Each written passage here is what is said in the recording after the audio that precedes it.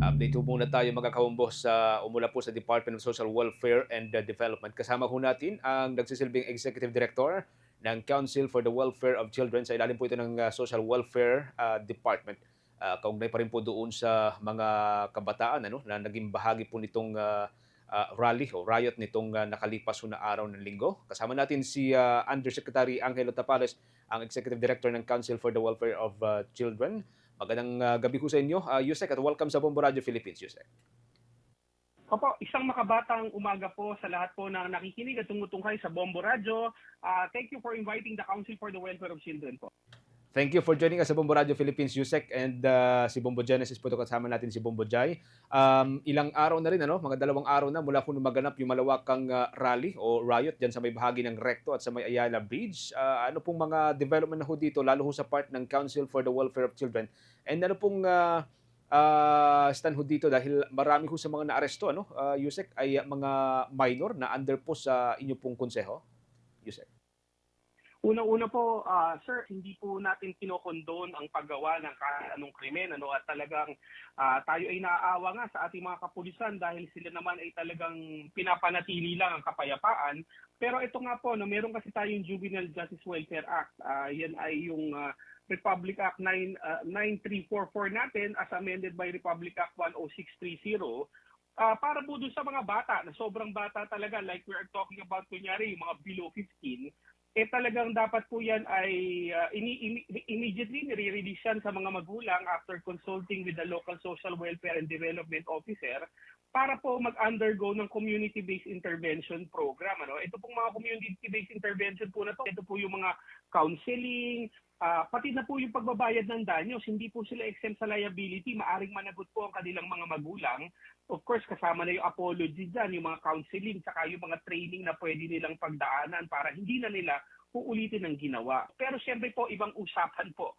Pag serious offense po yung kinumit, katulad ng mga naririnig natin sa report na may arson, may serious physical injuries at talagang iba pang karahasan, even if the child is below 15 years of age po kasi under the Juvenile Justice Welfare Act, ilalagak po yan sa Bahay Pag-asa for a more intensive rehabilitation. Hindi pwedeng basta pauwiin ho yan, for a period not less than 1 year. And your progress will be monitored. Hindi po yan pwedeng basta lumabas, So pag ang bata po ay nag-respond dun sa intensive intervention po sa Bahay Pag-asa, saka pa lang po siya pwedeng lumabas, and after of course making restitution. Dun sa above 15 naman pero below 18, if they committed a serious offense, and of course if they committed it with discernment, katulad po nung sinasabi ng Manila Police District natin, nakikipag-unayan po sila sa social worker ng Manila or sa DSWD social worker man, as it may be, i-determine po nila yung discernment.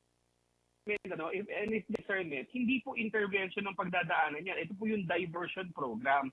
It is a program or alternative remedy or process of filing cases in court. Papadaanin muna sa diversion if the child can be can be remedied. Ibig sabihin, pwedeng mag-apology po yan, pwedeng magbayad na ng danyos, magbigay ng restitution, at meron diversion program or tinatawag nating contract of diversion na pwede pong lagdaan between the prosecutors man, the police, and the children, or pag mataas po yung penalty, pag above 6 years po yung kulong nung kanilang ginawang krimen, korte po ang nag-a-approve ng diversion program.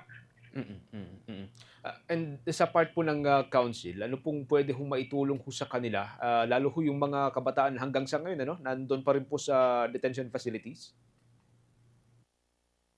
Narinig natin ang ating kaibigan, si Commissioner Beda Epres ng Commission on Human Rights, na nag-offer na ho ng legal assistance din sa ating mga bata na nakulong. So, kung wala po kayong abogado, there's the Public Attorney's Office. Kailangan pong i-provide yan ng ating mga kapulisan. Kung walang makuhang abogado ang mga pamilya o ang bata. Pero you can also tap the Commission on Human Rights kung talagang kailangan ng legal representation.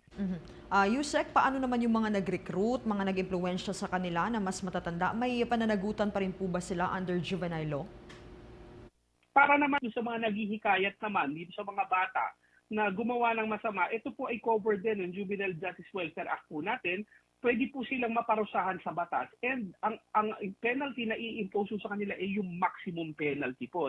So watch out po yung mga iba dyan na gumagamit ng mga bata para gumawa ng mga bagay na masasama at talagang kayo ay maximum penalty po ang mai-impose po sa inyo. At mayroong pananagutan din ba ang kanilang mga magulang diyan, Yusek? Opo, para po dun sa mga parents, gusto ko pong ipaalam sa inyo na number one po, ang unang mga guro at ang unang nangangalaga po sa mga bata ay tayo mga magulang. Ano? At huwag nating pabayaan ang ating mga anak at dapat alam natin kung saan sila pumupunta dahil nga dito sa sa nangyari po dito na hindi natin nagugustuhan, under the Juvenile Justice Welfare Act po, kayong mga magulang po ay may joint parental responsibility na tinatawag, ibig sabihin maaari ho kayo mapagbayad ng danyos. Lalo na kung hindi nyo maipapakita na nag-exercise kayo ng reasonable supervision or utmost diligence sa pag-prevent or pag-discourage dun sa inyong mga anak para gumawa ng ganyang masasamang bagay. So, hindi po bata ang gumawa, exempt yung magulang. Bagkus dahil minors po ang pinag-uusapan natin dito, merong joint parental responsibility ang parents po. So, bantayan po natin ang ating mga bata, hindi po excuse na meron po ako narinig, yung anak po yata ay nagpaalam lang nalalabas, yung isa naman ay bibili lang yata ng damit. Pero kung alam po nating may rally, merong mga pagkilos at maaaring magkagulo, hindi po natin dapat pinapalabas ng ating mga anak po, lalo na yan ay mga minor po at mga bata talaga. Okay. Sige, antabay ho tayo sa mga susunod pang mga development. Okay pa rin po dito, Yusek. Maraming salamat for joining us ngayon pong gabing ito. Ingat po kayo, Yusek. Maraming salamat po. Makabatang araw po sa ating lahat. Ang nagsisilbing Executive Director ng Council for the Welfare of Children, si Undersecretary Angelo Tapales. Oras natin, meron na ho tayong 19 minutes bago po sumapit mga kabombo ang alas 7 ng gabi.